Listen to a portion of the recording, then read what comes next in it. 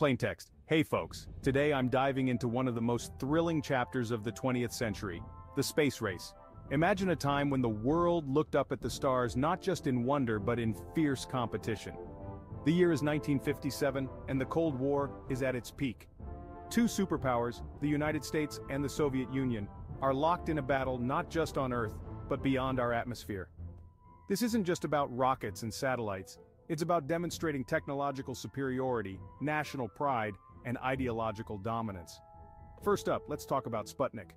Launched by the Soviet Union on October 4, 1957, this little satellite, no bigger than a beach ball, beeps its way into history as the first human-made object to orbit the Earth. The beep, seemingly innocent, sends a shiver down the spine of the Western world. America wakes up to the fact that if the Soviet Union can send a satellite into space, they can send nuclear weapons too. Now the US isn't about to stay quiet. Enter Project Mercury, America's answer to Sputnik. Its goal?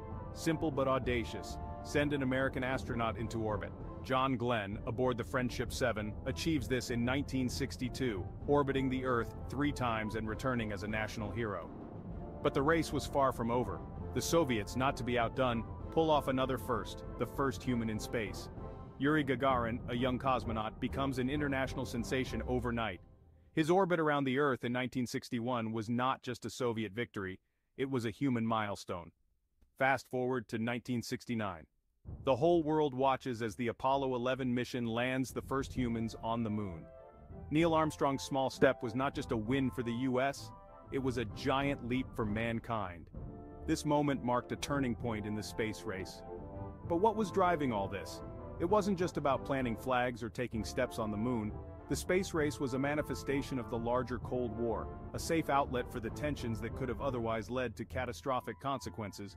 Through their rivalry in space, the superpowers could compete without direct conflict, showcasing their scientific prowess and political systems.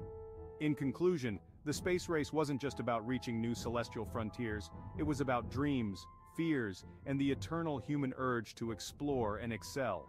It pushed technological advancements that are still benefiting us today, from satellite communications to international cooperation in space exploration. So whether you gaze at the stars in wonder or curiosity, remember the tale of the Cold War heavens, a story of rivalry and reconciliation, where humanity reached beyond the confines of our world and into the vast expanses of space. Thanks for joining me on this stellar journey back in time. Until next time, keep looking up.